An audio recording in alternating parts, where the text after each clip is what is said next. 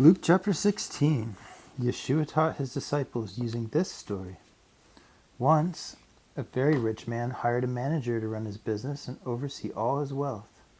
But soon, a rumor spread that the manager was wasting his master's money. So the master called him in and said, "Is it true you are mismanaging my estate?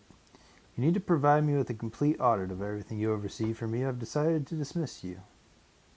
The manager thought, "Now what am I going to do? I'm finished here. I can't hide what I've done, and I'm too proud to beg.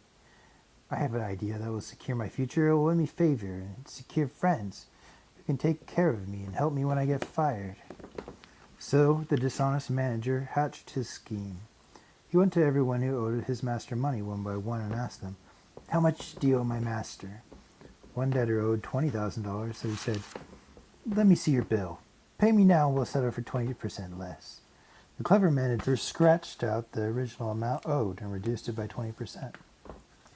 And to another who owed $200,000, he said, "Pay me now and we'll reduce your bill by 50%.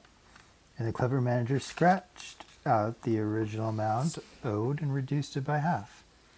Even though his master was defrauded when he found out about the shrewd way this manager had feathered his own nest, he congratulated the clever scoundrel for what he'd done to provide for his future. Yeshua continued, "Remember this, the sons of darkness interact more wisely than the sons of light. Use the wealth of this world to demonstrate your friendship with God by winning friends and blessing others. Then, when it runs out, your generosity will provide you with an eternal reward. The one who faithfully manages the little he has been given will be promoted and trusted with greater responsibilities. But those who cheat with the little that they have been given will not be considered trustworthy to receive more.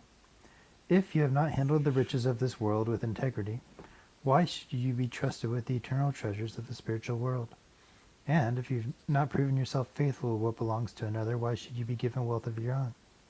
It is impossible for a person to serve two masters at the same time. You will be forced to love one and reject the other. One master will be despised and the other will have your loyal devotion. Your choice between God and the wealth of this world is no different. You must enthusiastically love one and definitely reject the other." Now the Jewish religious leaders listening to Yeshua were lovers of money. They laughed at what he said and mocked his teachings. So Yeshua addressed them directly.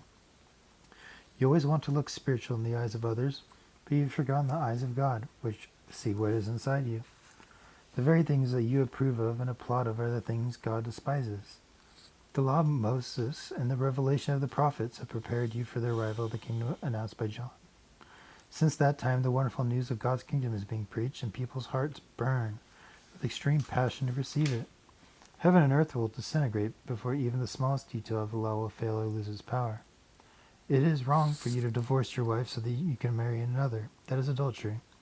And when you take the one you lusted after as your wife and contribute to the breakup of her marriage, you commit adultery again." Yeshua continued, "There once was a very rich man who had the finest things imaginable, living every day enjoying his life of opulent luxury. Outside the gate of his mansion was a poor beggar named Lazarus. He lay there every day covered with boils, and all the neighborhood dogs would come and lick his open sores. The only food he had to eat was the garbage that the rich man threw away.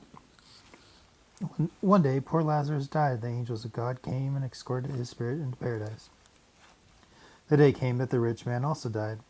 In hell he looked up from his torment and saw Abraham in the distance, and Lazarus was standing beside him in the glory. The rich man shouted, Father Abraham, have mercy on me. Send Lazarus to dip his finger in water and come to cool my tongue, for I am in agony in these flames of fire." But Abraham responded, "My friend, don't you remember? While you were alive, you had all you desired. You surrounded yourself in luxury, while Lazarus had nothing. Now Lazarus dwells in the comforts of paradise, and you are in agony. Besides, between us is a huge chasm that cannot be bridged, nor can anyone cross from one realm to the other, even if he wanted." The rich man continued, "Then let me ask you, Father Abraham, please send Lazarus to my relatives. Tell him to witness to my 5 brothers and warn them not to end up where I am in this place of torment." Abraham replied, "They've already had plenty of warning. They have the teachings of Moses and the revelation of the prophets. Let them hear them."